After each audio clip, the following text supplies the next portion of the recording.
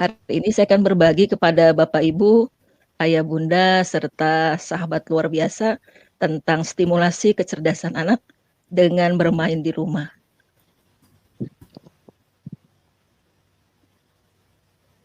Semoga kita semua selalu sehat dan dalam lindungan Tuhan Yang Maha Esa. Amin, amin ya robbal alamin. Ingin berteman dengan saya setelah sesi ini, silakan ini Instagram saya di ruang belajar, kemudian blogspot saya, dan ini admin kami. Siapa sih anak itu? Yang kedua, apa itu kecerdasan anak? Kemudian manfaat bermain. Yang ketiga, solusi dan implementasi. Siapa sih anak itu? Menurut Undang-Undang Anak nomor 35 tahun 2014, anak adalah usia 0 sampai 18 tahun. Nah, ini dia. Jadi pada saat masih di dalam kandungan, ya, itu adalah anak sampai usia 18 tahun. Anak adalah anugerah dan amanah dari Tuhan Yang Maha Esa yang harus kita jaga karena dalam dirinya melekat harkat, martabat dan hak-haknya sebagai manusia yang harus kita junjung, ya. Dan inilah sebagai sosok yang unik anak-anak kita. Hak anak apa saja? Yang pertama adalah hak main, ya.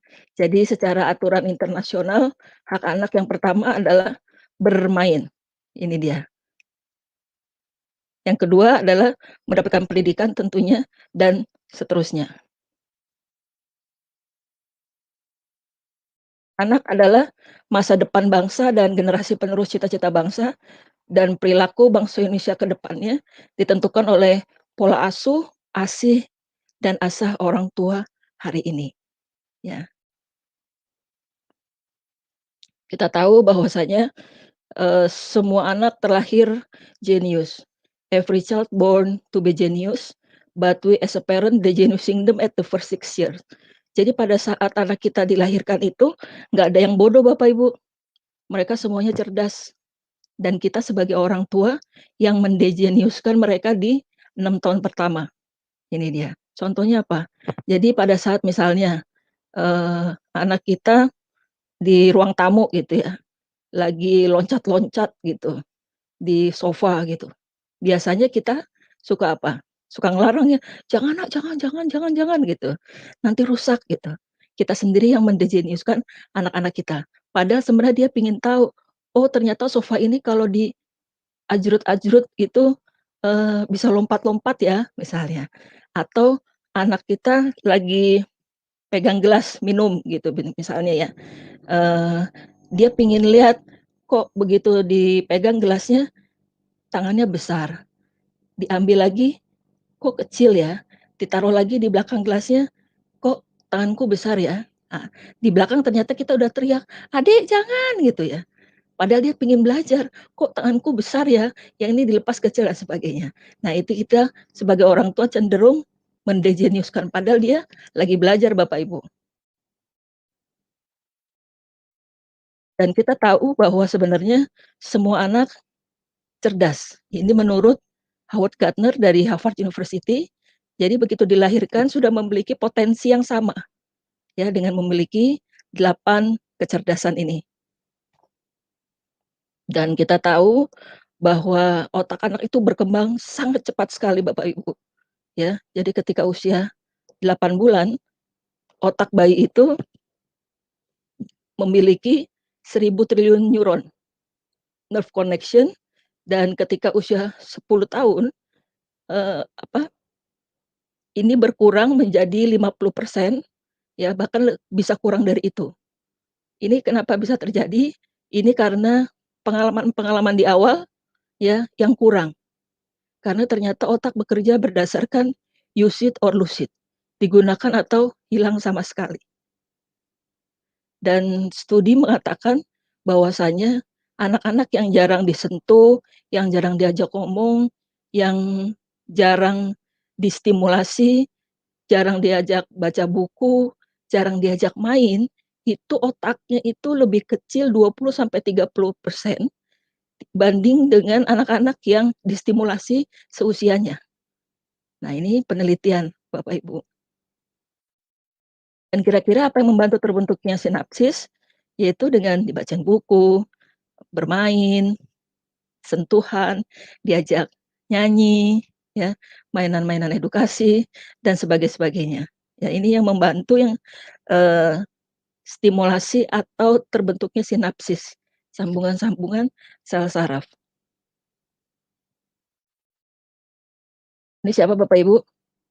Ya, Ki Hajar Dewantoro ya, Bapak Pendidikan Nasional Indonesia, Menteri PDNK pertama, mengatakan bahwasanya pendidikan dan pembelajaran di Indonesia haruslah yang memerdekakan anak dan siswa. Ini dia. Ya, salah satunya kegiatan yang memerdekakan adalah bermain, tertawa, ya, humor. Ini menurut Sharon Begley. Jadi bermain dan tertawa dapat membantu perkembangan prefrontal cortex, ya, prefrontal cortex, begitu pula dengan humor.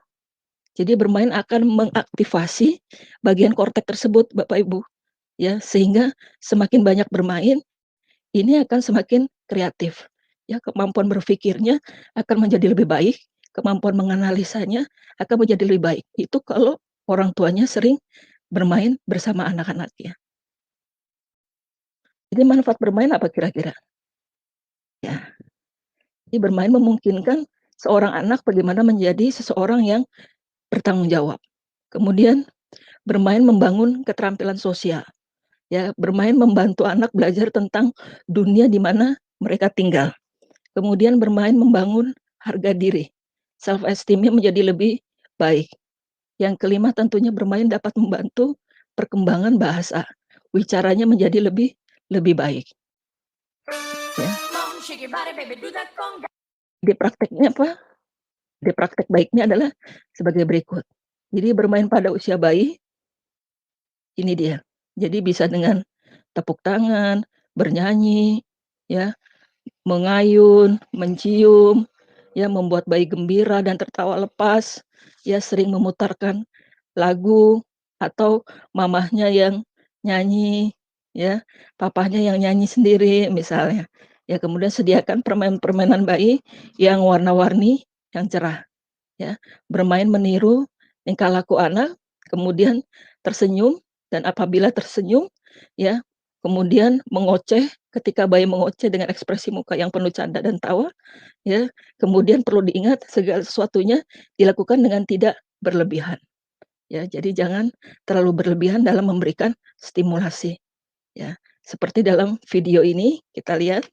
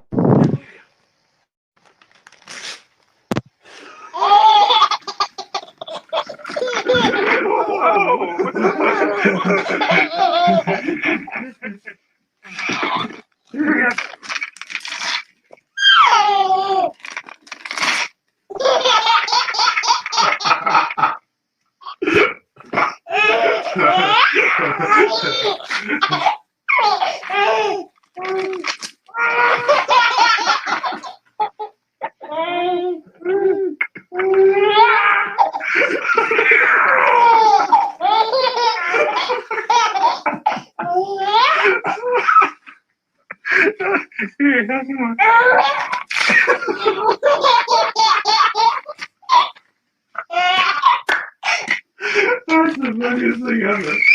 Here we go. Here, another piece. Ready? Yeah, rip it, yeah. You gotta rip it, yeah. You know it's coming. Grab it.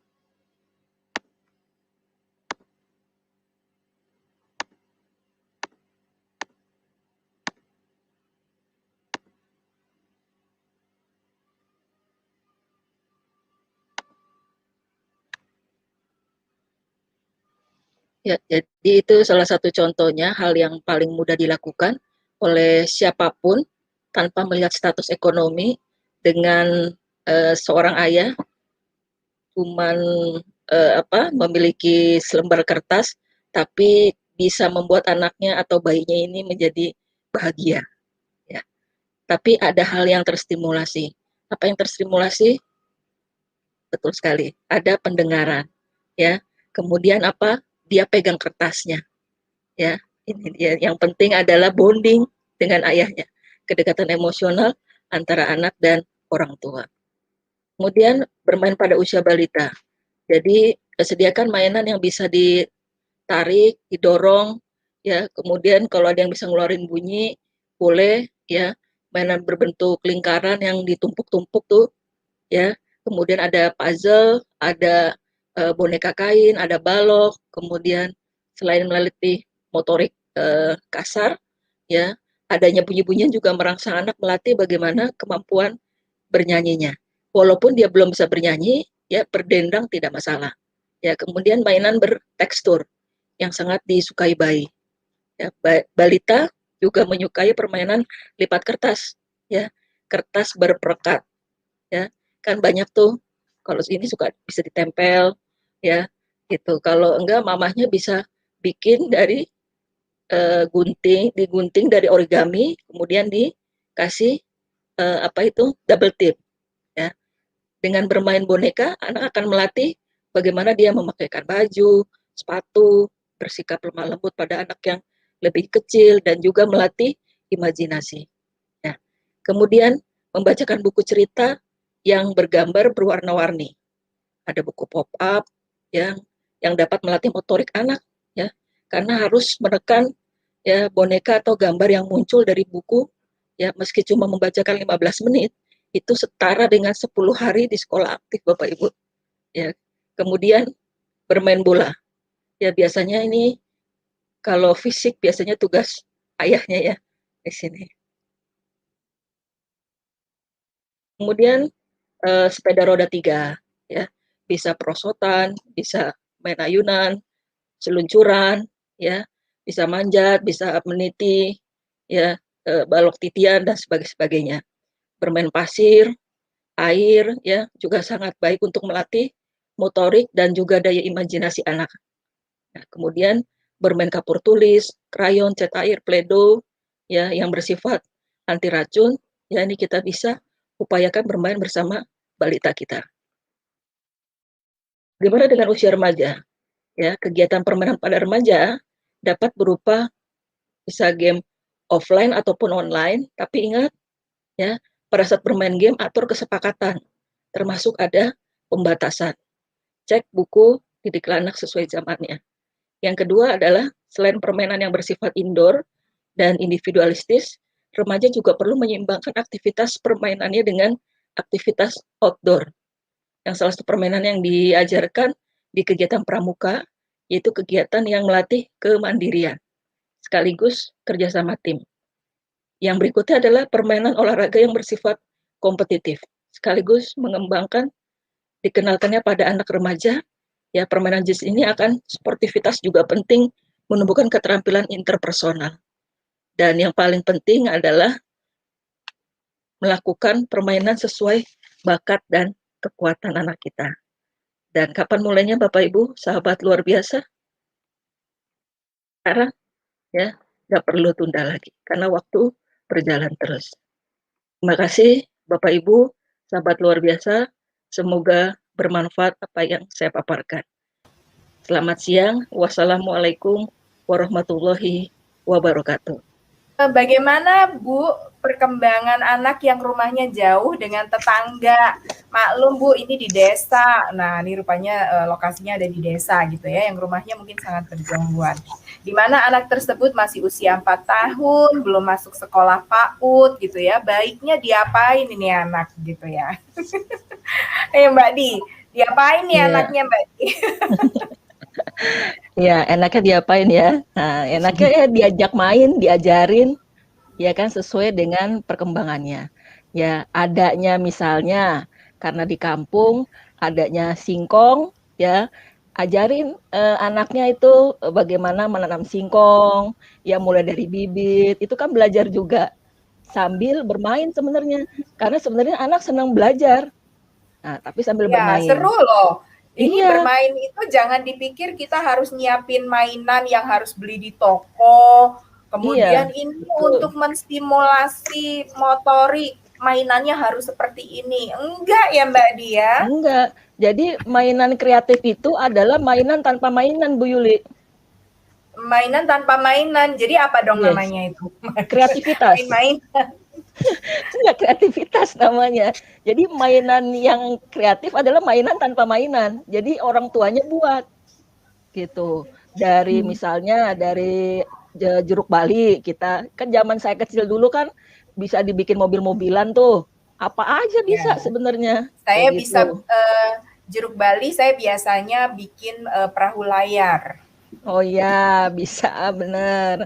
Ya kan, kalau, kakak saya tuh saya ingat tuh bikin mobil-mobilan itu jadi rodanya tuh, ya kan, waktu kecil Ya, tuh ya, ya seperti itu. Jadi banyak hal yang, kita bisa lakukan, ya walaupun di pelosok-pelosok, apa aja kita bisa gunakan. Jadi bukan yang harus punya Lego, harus punya yang, wah mahal-mahal gitu, enggak kayak gitu, gitu. Jadi kita iya. bisa manfaatkan apa saja yang ada di lingkungan kita, itu dia. Iya, makasih Mbak Di. Bu Ana mau menambahkan, mungkin ada inspirasi nih kalau di desa dia jauh pelosok, diapain ya anak ya? Gak ada tetangga katanya. Iya, baik, terima kasih. Terdengar suara saya? Ya, Ya, ada yang menarik nih. Sebetulnya kalau saya sendiri pribadi itu iri terhadap orang desa malah Bu Yuli. Kenapa? Karena mereka ya. sudah tersedia alatnya semua di sekitarnya. Nah, Dan selain kalau di dioprek-oprek gak ada yang marah, Bu Ana. betul sekali. Tanah di sana masih tanah yang gembur, yang bagus ketika memang dibentuk bermain, disensorikan, air masih mengalir, ingin lihat kambing bisa ngelihat ya, kerbau di sawah bisa melihat. Sedangkan kalau kita harus dihadirkan anak-anak ke tempat outbound yang berbayar misalkan. Di sana itu banyak sekali permainan-permainan. Bahkan dari mulai apa yang ada di halaman, dari mulai apa yang ada di rumah itu bisa menjadi alat stimulasi terbaik buat anak-anak. Dari mulai bahasa saja, mereka dikenalkan dengan berbagai macam benda-benda yang ada di lingkungan rumah dan lingkungan sekitar rumah, di luar rumahnya itu menjadi suatu bahasa yang bagus. Kemudian dari segi kognitifnya, dari mulai bentuk, bagaimana dia merasa, bagaimana dia meraba, bagaimana dia mencium apa yang ada di daerah sekitarnya, itu bisa menjadi stimulasi yang baik untuk anak. Alhamdulillah kalau misalnya ada di desa yang memang punya segala hal untuk bisa dieksplor agar anak-anak tumbuh kembangnya bisa optimal. Itu mungkin Bu Yuli. Iya, seru banget loh. Padahal kalau sudah namanya di alam gitu ya, kita itu nggak ada tetangga, nggak apa-apa kan pasti ada ayah bundanya, pasti masih ada nenek ya mungkin atau kakak, adik gitu ya. Nah, justru dengan lingkungan yang lebih kecil, itu orang tua akan punya kesempatan belajar lebih banyak dan lebih mudah mengontrol gitu ya. Lingkungan yang dihadirkan itu dia akan lebih terkontrol karena orangnya lebih sedikit gitu ya. Nah, nanti pada tahap usia berikutnya anak bisa dikenalkan dengan lingkungan yang lebih besar lagi gitu. Wah, iya menarik juga. Nah, saya jadi ingat dulu waktu masih kecil suka main ini nih. Apa namanya sih? Saya nyebutnya pelepet gitu ya. Dari apa pelepah pisang yang kemudian di apa sih dibilah tapi nggak sampai putus gitu ya. Terus nanti kalau di sama tangan ditarik gitu bunyi gitu. Gitu ya. Seru Ya, banget ya. dulu. Atau bikin boneka singkong mungkin dari singkong gitu ya. Kalau enggak dari kain. Kita anak-anak di TK Salam pernah diajak membuat boneka dari kain ya. Dulu kan kaulinan orang Sunda ada tuh main boneka dari kain dan itu wah, itu kata orang tuanya seminggu masih terus dimainkan karena suatu hal yang baru gitu bagi mereka membuat sebuah boneka gitu hasil karyanya sendiri. Mohon dijelaskan bagaimana bentuk kesejahteraan yang diberikan kepada anak gitu dalam Oke, pendidikan gitu dalam ya. pendidikan ya. Baik, pertanyaannya bagus sekali. Jadi kesejahteraan apa yang kita bisa berikan kepada anak-anak kita? Tentunya yang bisa memberikan tadi satu kebahagiaan. Ya, ujung-ujungnya adalah bahagia buat anak. Sejahteranya kita bisa membuat anak-anak kita menjadikan mereka untuk bisa apa ya, lebih apa itu, lebih ini, lebih terarah ke depannya sehingga dia bisa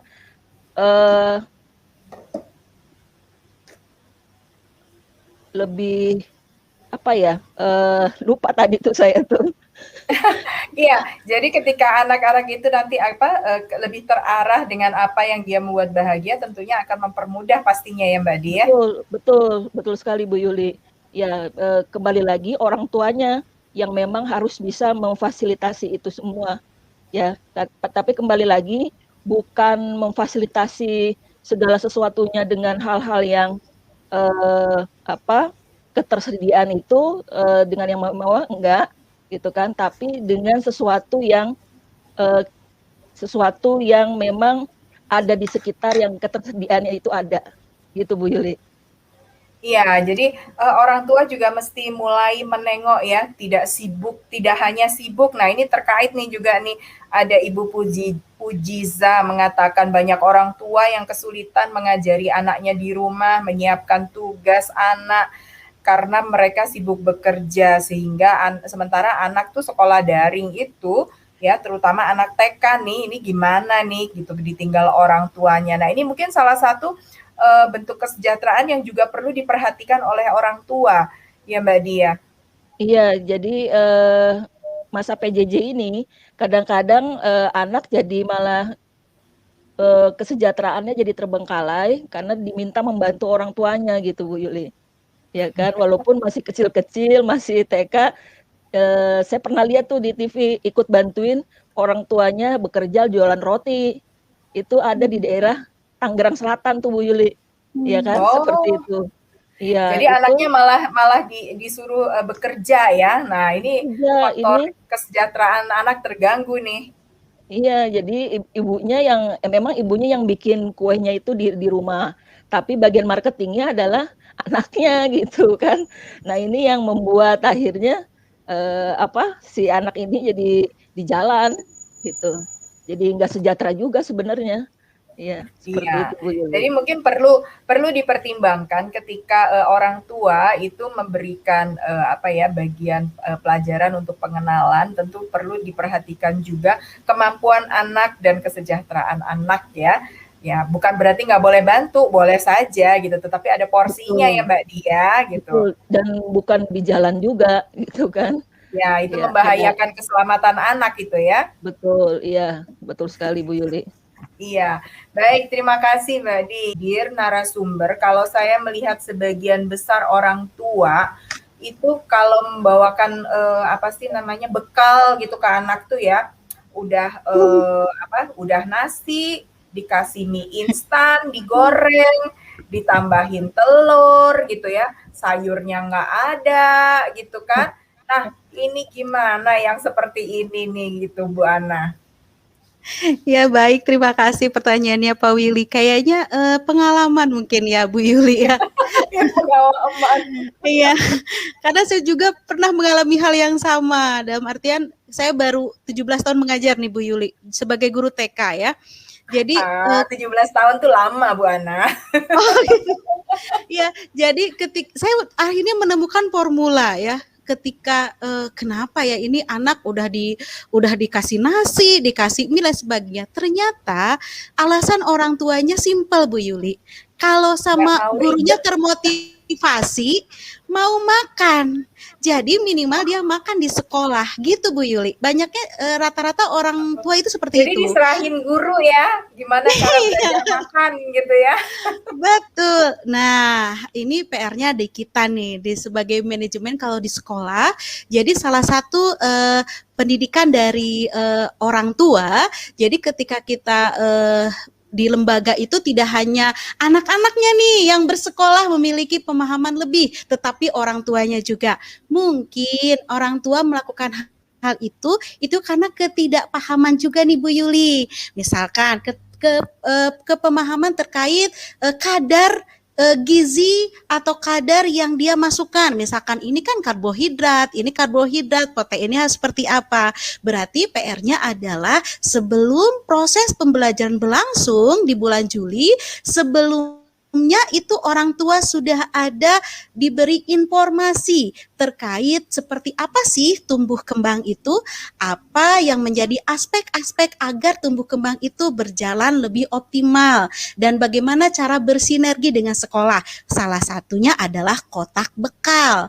Yang tadi saya sampaikan sedikit ya, bahwa kalau makanan harus ini karena snack, berarti kalau snack itu harus seperti apa. Kemudian kalau makan siang harus komposisinya seperti apa, kita hadirkan ahli gizi. Nah, kemudian kita juga harus sampaikan tentang table manner, bagaimana tentang makan dan sebagainya, dan orang tua harus mengkondisikan hal yang sama di rumah. Karena ketika di sekolah dia bisa makan sambil duduk rapi dengan memegang sendok gitu ya, tiba-tiba di rumah dia disuapi sambil jalan-jalan naik sepeda karena tidak mau makan di rumah, sulit.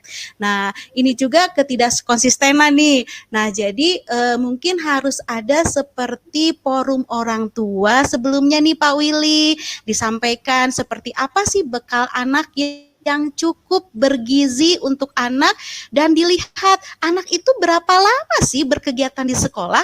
Kalau 2 jam mungkin ketika dia sudah sarapan di rumah, snack saja cukup 2 potong snack dengan susu misalkan. Nah, itu jika mengundang ahli gizi itu ada Bu Yuli. Jadi disampaikan kalau dengan 2 biskuit dengan 1 kotak susu sekian gizinya dan cukup bagi anak beraktivitas selama 2 jam. Jadi orang tua itu paham. Bagi orang tua yang kadang nih yang bermasalah memang biasanya suka tidak hadir nih Bu Yuli ya, maaf ketika acara-acara orang tua seperti biasanya kita kan ya ini seperti ini ya Mam gitu. Tetapi apakah akan ada anak seperti itu? Ada. Nah, anak sendiri biasanya Bu Yuli, Ma aku tidak boleh makan mie goreng. Ini mengandung ini, Ma mie goreng itu harus 2 minggu sekali. Nah, jadi selain edukasi orang tua, kita edukasi anaknya juga Bu Yuli, yaitu biasanya di awal-awal. Jadi ketika masa pengenalan lingkungan sekolah, salah satunya adalah bekal makanan.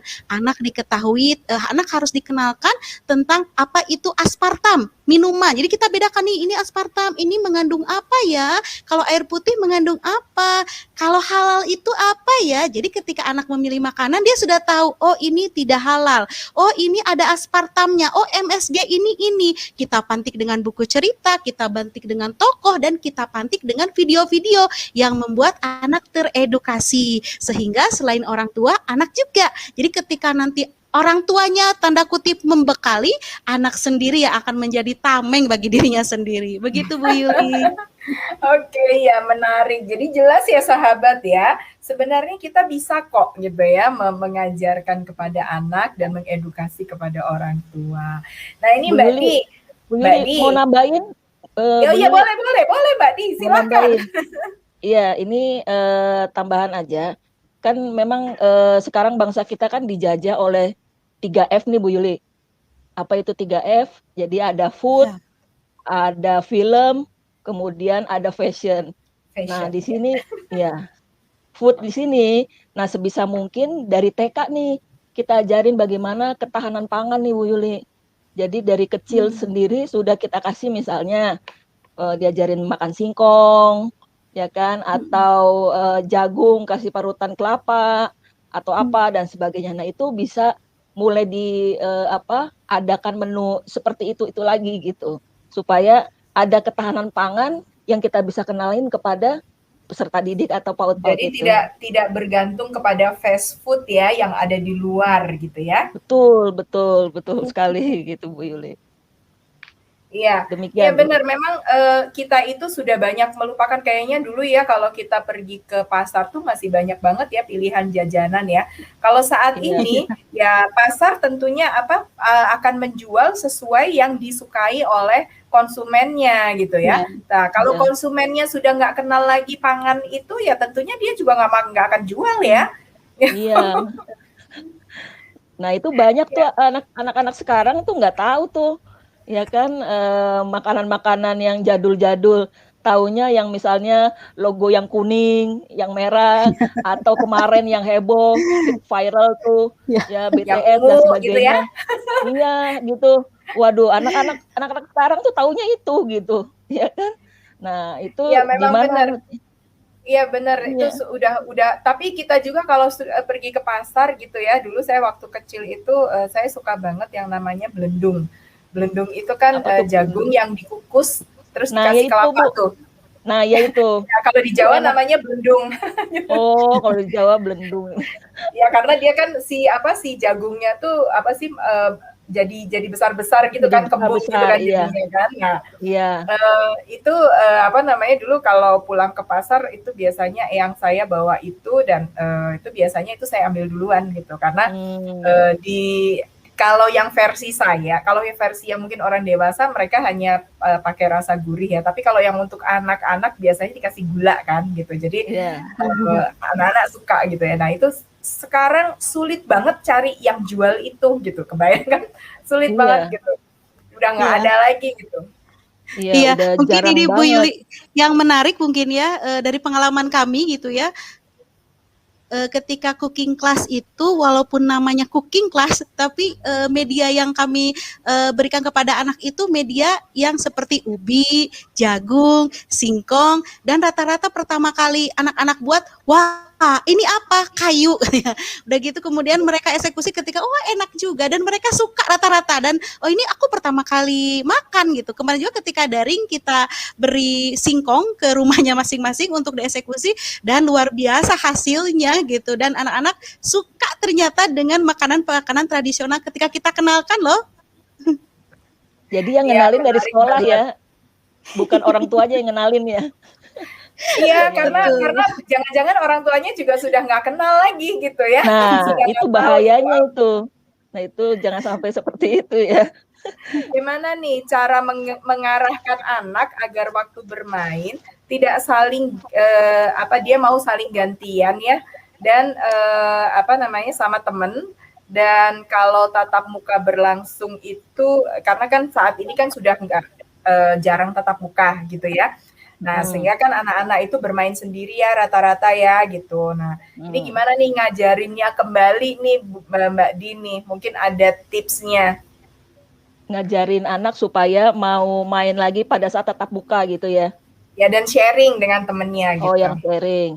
Iya, kan ada, eee, kalau usia masih PAUD, biasanya ada main bersama-sama, ada main bersama, ya kan. Kalau main bersama itu, biasanya itu adalah, eee, mainannya itu satu, tapi dia, mainnya bareng gitu, Bu Yuli, ya kan. Iya, Nah, kalau yang berkelompok gitu ya. iya, berkelompok gitu. Nah, kalau bersama-sama, ya kan, mainnya bareng-bareng, tapi dengan mainan sendiri-sendiri. Nah, itu dia beda, gitu. Oleh karena itu memang kalau usia di bawah 6 tahun memang seperti itu, karena sifatnya masih egosentris, ya kan, masih terpusat pada diri sendiri, ya kan. Tapi memang perlu dicoba, dilatih, ya kan. Karena Ya, perlu kalau distimulasi ya bagaimana apa namanya sharing, bukan cuman hanya dicontohkan dan disuruh gitu ya, tetapi dia diajak masuk ke dalam kondisi di mana dia bisa berbagi dengan temannya gitu.